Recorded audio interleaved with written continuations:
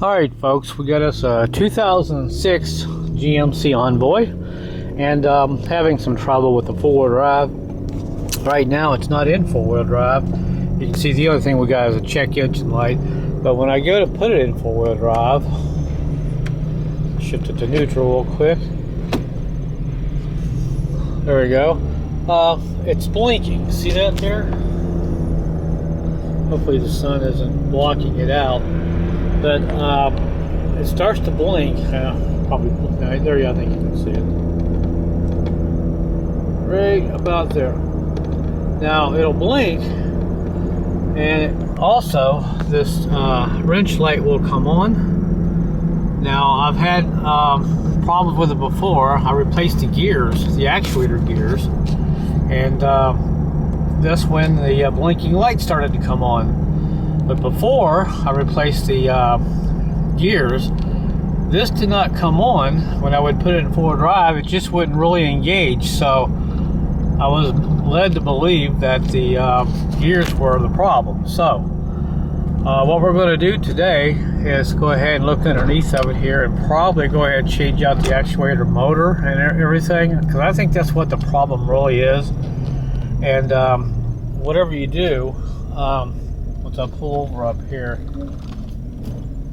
it's in 4 high right now, but you can kind of hear it working. And also it's the same thing with automatic auto.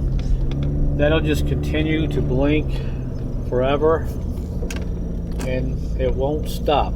And like I said, even the wrench light comes on even with that being on and all that. So yeah, then when you turn it off, let's turn everything off. Alright, so the light goes completely out, but the wrench light stays on. So this is something we're going to try to take care of today, and all of that.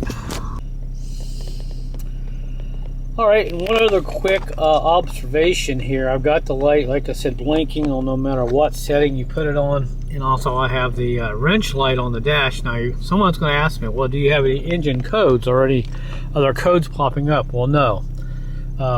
Nothing shows up on the scan tool, just P0420, P0420, which I have a bad cat, which I'm going to put one on. And the coolant temperature and the heater circuit, that's because my cat is not getting hot enough to make that second O2 sensor doing its thing in a nutshell. So no, I do not have a code or anything for that particular actuator, and it probably is a code. It's probably in the transmission or something. I don't have a transmission tool right now, but anyway, that's that. So now let's go ahead and see if we can go ahead and figure out maybe what's going on with it. Alright, so at this point we got the wheel off. You don't have to take the wheel off. You can just probably jack it up and get up into there and get that. And right about there, I zoom in a little bit, you can see where that actuator is right there. It's held on by a couple bolts, and there's a plug that I've got to disconnect there. And here is the new one, and it's pretty straightforward. It's got a pin right there, 4-pin plug, and a couple of your little bolts right there. And I believe the bolts are going to be 3/8, and we've got a little extension, but I don't think we're even going to need that. So what I got to do now is get those little bolts off, then we'll loosen that out, we'll pull it out, then we'll disconnect that wire. That wire's a little bit in a tight spot. I could probably get up under there, but with my jack and stuff, I'm just going to do it all from right here. And maybe if I can do it from right here, you can do the same thing. So I'm going to go ahead and get these bolts out. Alright, so right off the bat, I'm wrong about the socket size. It's an 8mm. So I've got the top one pretty much loose. Probably take it off my fingers. Pretty long nose. Sorry, it's a little windy out here. Alright, so I think I can get my fingers in there and get that one. There you go. So there's that one.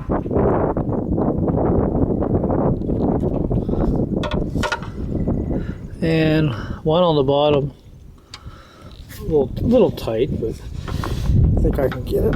Oh.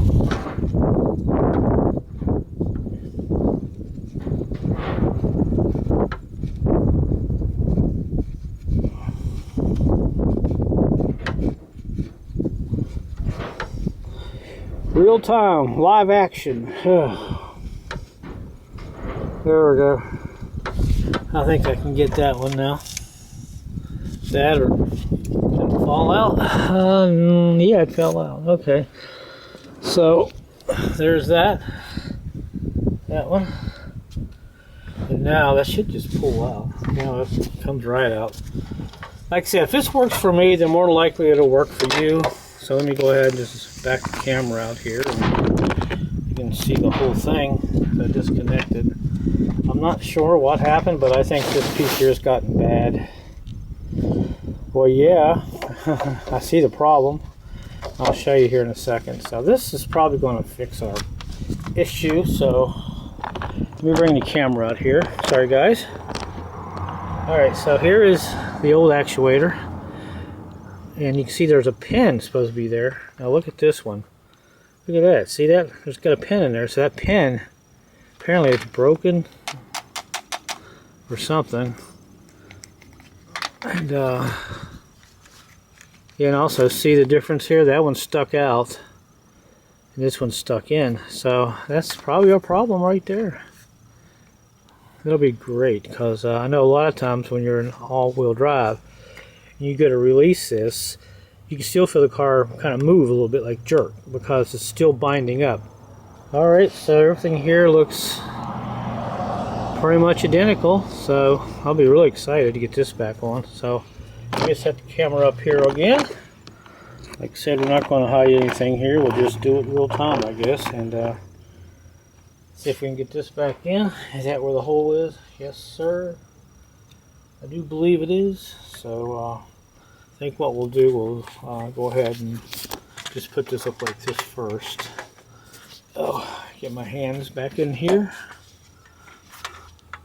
Like that, hopefully. That's interesting how that pin works in there and works that. Huh. Alright, well, let me check that seal, make sure. That looks okay. And that looks like that's doesn't have a seal on it, but I guess it's such a tight fit, it's probably not going to leak. Alright, so there's that. Now I gotta get a bolt in it somehow with one hand and hold that with the other. So bear with me. I may have to flip my hands around. Like I said, you don't have to take the tire off, but sometimes I'm a glutton for punishment. Alright, so well, you know what? I'm probably going to have to move the camera to even get this started. Alright, finally we got it pretty much in. I just got to tighten up these nuts. Bolts, I mean. Yeah, sometimes I say bolts, and sometimes I say nuts when I should be saying nuts and I should be saying bolts. It's because sometimes I'm not thinking like I should be. But anyway, there's that one. So that's in. Let me go ahead and just kind of torque these down just a tiny bit. And you're probably not going to be able to see this either. But hey, if you can do this, boy, you can save yourself a lot of money, because it's really imperative that you have this working when it's snowing, because these things will not go uphill in the snow. I think I just moved the camera with rear-wheel drive.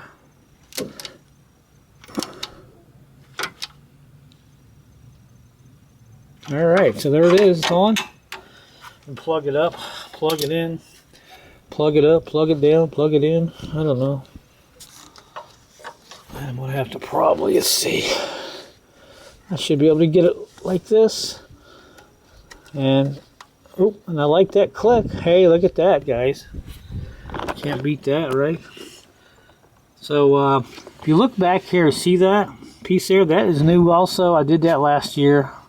I thought the gears were bad, but I bought that piece for $40. And I bought the actuator here, the electronic piece, for about 30. So I got probably $70–80 into this.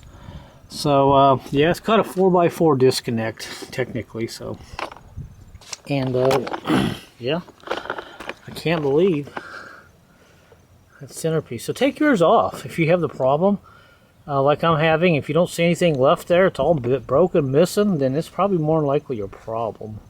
So I don't think that's supposed to be sticking out like that all the time.